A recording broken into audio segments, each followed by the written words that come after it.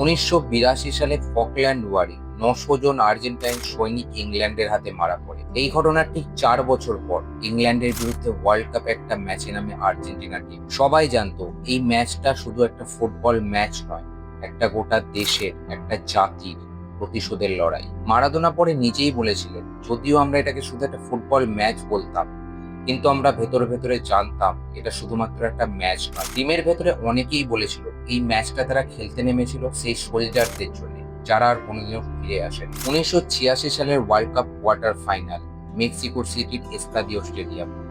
এই স্টেডিয়ামে দুই দেশ ওয়ার্ল্ড কাপ কোয়ার্টার ফাইনালে মুখোমুখি হয়। যুদ্ধের ক্ষত তখনও তাজা। মিডিয়া, ফ্যান্স সবার কাছে এই ম্যাচটা ছিল একটা ফুটবল ম্যাচের থেকেও অনেক বড় কিছু। আর্জেন্টিনা ক্যাপ্টেন মারাদোনা, তার কাঁধে ছিল গোটা একটা দেশের আবেগের ভার। কিন্তু এই ম্যাচে 51 মিনিটে যেটা ঘটেছিল সেটা ফুটবল ইতিহাসের সব থেকে বিতর্কিত মুহূর্ত হয়ে আজও রয়ে গেছে।